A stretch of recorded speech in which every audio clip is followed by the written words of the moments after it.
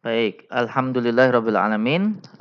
Pada kesempatan kali ini saya mau share beberapa contoh ayat di dalam Al-Quran yang menurut saya ini sebuah pembuktian ya secara literasi bahwa yang namanya Al-Quran ini mustahil dikarang oleh manusia ya. Bahkan Nabi sekalipun ini bukan karangan Nabi, tapi benar-benar dari Allah Subhanahu wa taala.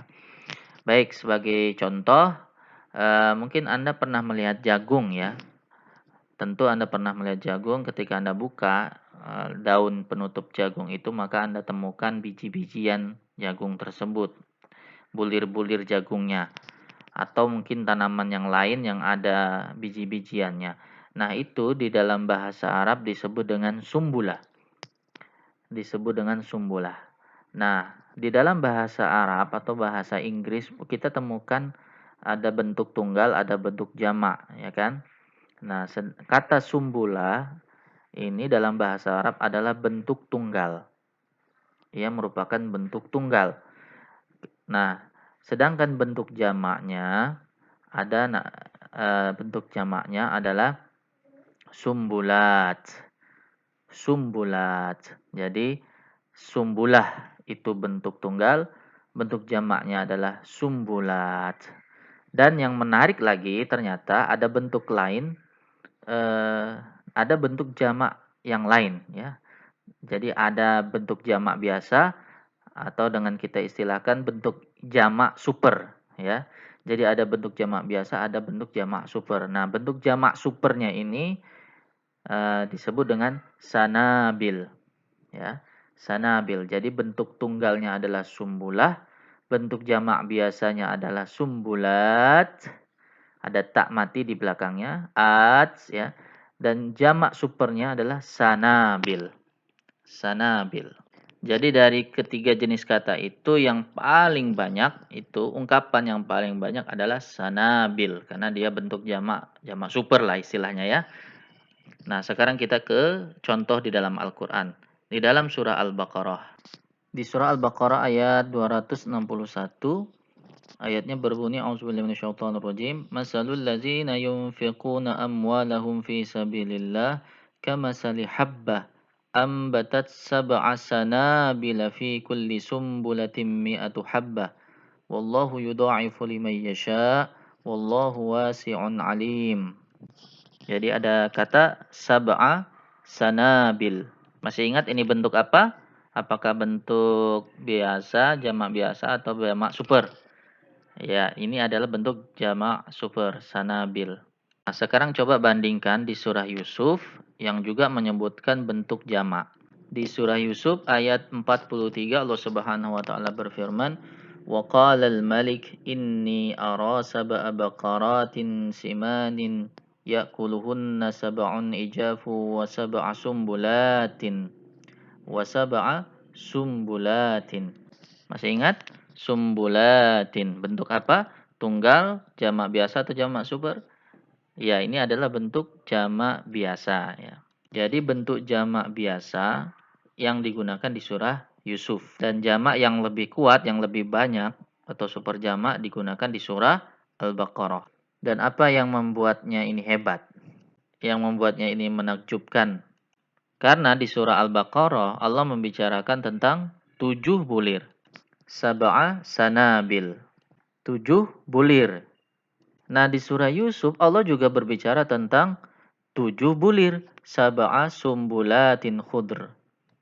Jadi keduanya menyebutkan 7 bulir. Secara jumlah berarti keduanya sama. Yang di Al-Baqarah 7, yang di surah Yusuf juga 7. Lalu yang jadi pertanyaan, kenapa yang jamak biasa dan yang lainnya bentuknya super jamak? Kalau yang di Al-Baqarah jumlahnya 75 dan yang di surah Yusuf jumlahnya 7, kalau menggunakan super jamak ya wajar ya kan? Benar. Tapi kalau kenapa dua-duanya menggunakan sab'a sumulat, yang satu menggunakan sab'a sanabil? Jadi secara matematis jumlah keduanya itu menggunakan kata sab'a, sama-sama 7. Bahkan di dalam terjemahan pun disebutkan dua-duanya 7 buah bulir. Di surah Al-Baqarah juga 7 buah bulir. Jadi mengapa Allah menggunakan bentuk super jamak di surah Al-Baqarah lalu menggunakan bentuk jamak biasa di surah Yusuf?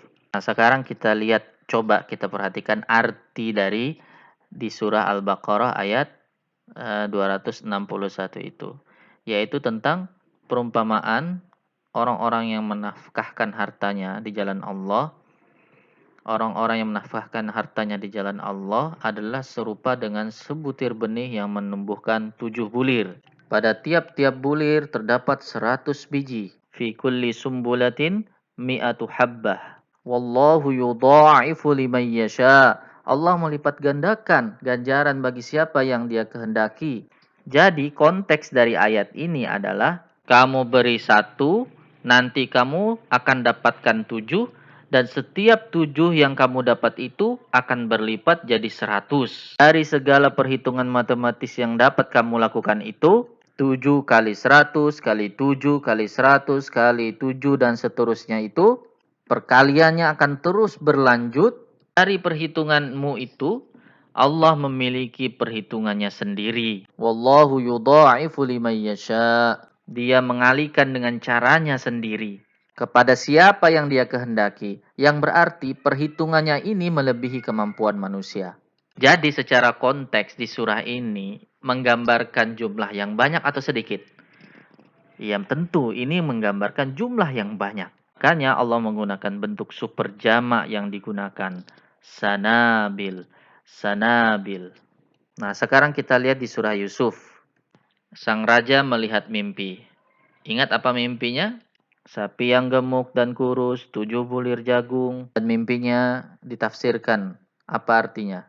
Bahwa nanti mereka akan memiliki 7 tahun yang baik dan kemudian 7 tahun yang buruk. Apakah dalam 7 tahun baik itu ia akan mendapatkan sumber makanan yang terbatas atau tanpa batas? Sumbernya terbatas. Maka harus hati-hati.